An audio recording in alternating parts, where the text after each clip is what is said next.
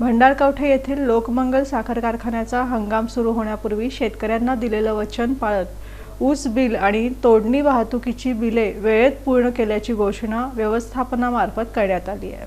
दक्षिण सोलापूर तालुक्यातील भंडारकवठे येथील लोकमंगल शुगर इथेनॉल अँड को जनरेशन इंडस्ट्रीज लिमिटेडनं हंगाम 2025-26 यशस्वीरित्या पूर्ण केला असून कारखान्यानं हंगाम सुरू होण्यापूर्वी शेतकऱ्यांना दिलेलं वचन पाळत ऊस बिल आणि तोडणी वाहतुकीची बिले वेळेत पूर्ण केल्याची घोषणा व्यवस्थापनामार्फत केली आहे। शेतकऱ्यांशी केलेल्या वचनाची पूर्तता करणं हे लोकमंगलचं कर्तव्य आहे। या हंगामातही कारखान्यानं तेच सिद्ध केलं आहे। या हंगामात कारखान्यानं 3,70,235 मेट्रिक टन ऊस गोळा केला।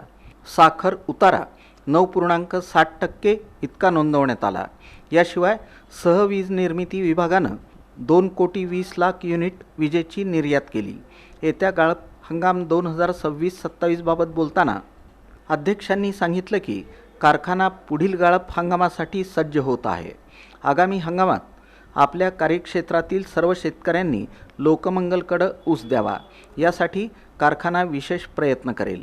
शेतकऱ्यांना योग्य दर, वेळेवर पेमेंट आणि सुलभ तोडणी वाहतूक व्यवस्था उपलब्ध करून देण्यासाठी कारखाना कटिबद्ध असल्याचं सांगण्यात आलं।